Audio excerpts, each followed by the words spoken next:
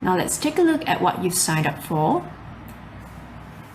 So we have 6 specific methods over here, but before we jump into that, we'll first look at 2 general methods, and they are the expansion method and the contextual clues method. General method 1, expansion. So this method is all about expanding a search for the hints to the answers. We'll use a crime scene example to show you how the method works. You have to imagine yourself as a detective. Now the crime scene refers to the blanks in the Comprehension Cloze passage. So the blank is the crime scene. Every blank, the first method we apply is always the expansion method. Look around the blank. What are the hints that you can pick out? Now in this case, we see that there is the word to behind the blank. Let's underline that.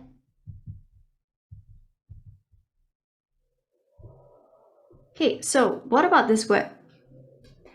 We can identify to as a preposition. Let's label that PREP here. Okay, so what about this then? Now previously, you learned that when you add a preposition or an adverb to a verb, you can form a phrasal verb. So we keep that in mind. This helps us to narrow down on the answer. It could be a verb. Let's label it.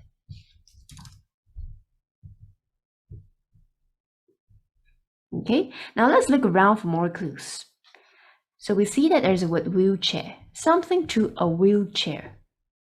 Okay, and then there's a feeling of being scared, that's also mentioned.